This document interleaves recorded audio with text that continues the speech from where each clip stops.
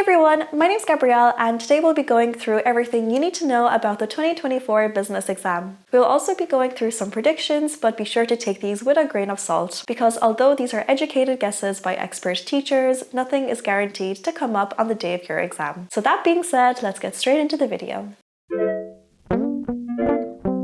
So firstly, what do you need to know about Section A? This section is worth 20% of your overall grade and it should take you around 25 minutes. The most important thing to remember in this section is that you should try to write meaningful statements as your answers. What I mean by this is that try to avoid just writing one-word answers if at all possible. Instead, try to write 2 or 3 words. For example, instead of just writing down the word cost as your answer, try to write down increased cost as that is more meaningful. And to study the short questions, I'd really recommend for you guys to go through some Studyclix quizzes because they are really useful for getting information to stick into your head. And as you all know, there are so many things to learn off for Leaving Cert Business, so be sure to check those out. I will be leaving links to them in the description box below. And also I'll be linking loads of other really useful resources for studying business, so be sure to leave a like on this video so that you can find it in the future, and then also find all of the resources linked in the description.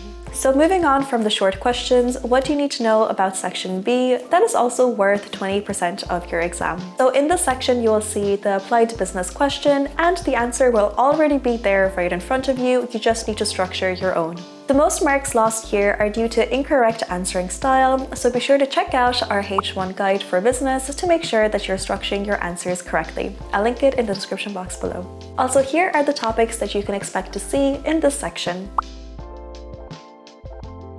For this section, what you need to remember is to state the point, explain the point, give an example, and then link a direct quote from the text. And just as one final tip, you should always try to read the questions before reading the passage itself. Reading the questions first will give you a better gist as to what the passage will be about.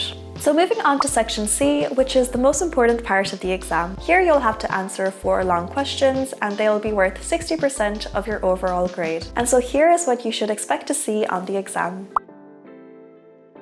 Remember that the answers here don't need to be too long and you can even use bullet points to make your answers more concise. After all, waffling will get you no marks. We recommend sticking with questions that are either right or wrong, for example like tax calculation questions, ratio questions. These questions have a smaller chance of being subjective and therefore can get you higher marks. And so with regards to actually predicting what will come up on the day of the exam, here are some guesses based on recent news and trends.